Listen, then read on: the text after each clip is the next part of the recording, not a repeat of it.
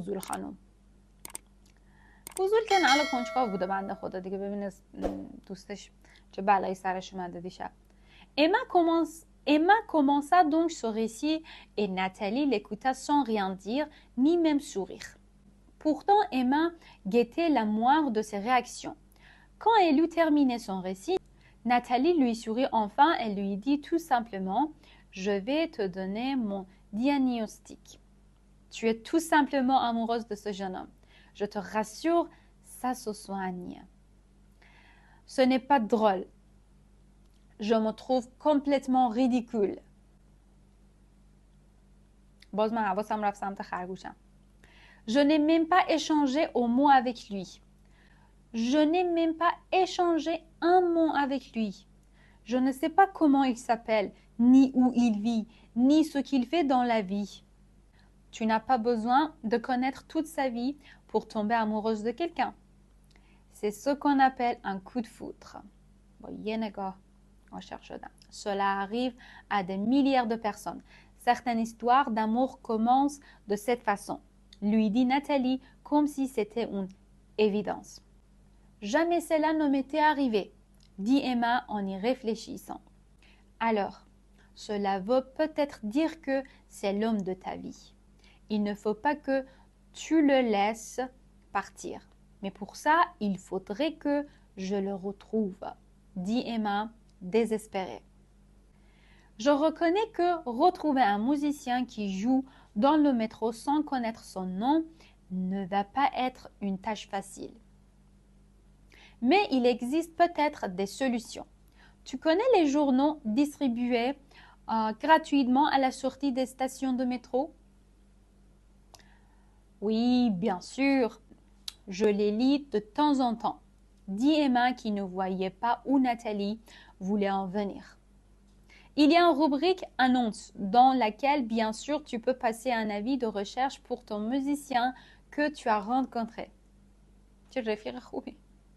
Mais je crois qu'il existe aussi un site internet pour ce genre de rencontre, lui expliqua Nathalie. Je ne pensais pas que ce genre de rencontre était si courant, dit Emma qui semblait étonnée. Tu vois, tu es une personne tout à fait normale.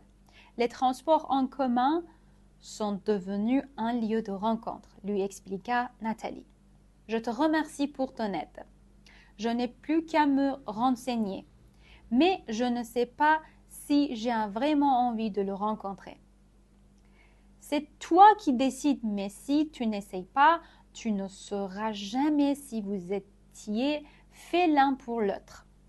C'est toi qui décides, mais si tu n'essayes pas, tu ne sauras jamais si vous étiez faits l'un pour l'autre. L'autre. Merci pour ton aide et ton conseil, lui dit Emma. De rien, lui dit Nathalie qui était réellement sincère. Nathalie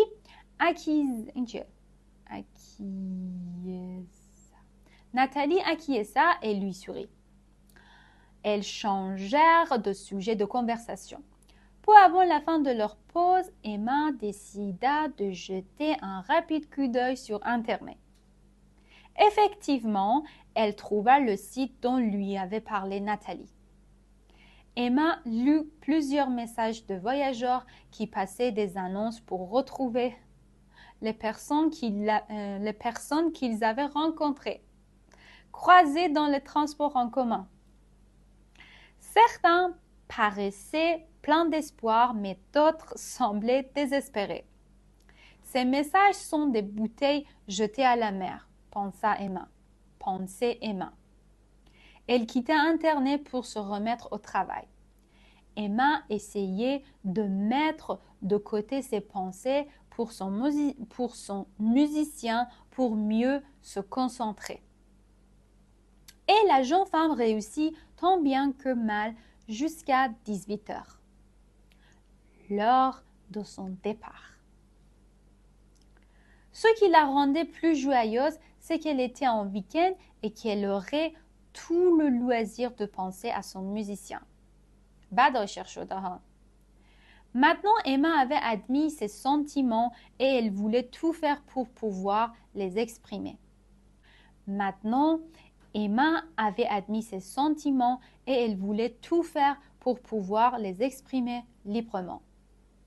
Cela lui semblait complètement fou. Jamais elle ne faisait des choses qui lui semblaient folles. Mais cette fois-ci, elle voulait se laisser guider par ses sentiments. La première chose qu'Emma fit quand elle prit le métro, c'est de la chercher des yeux, mais elle se rendit compte de son erreur.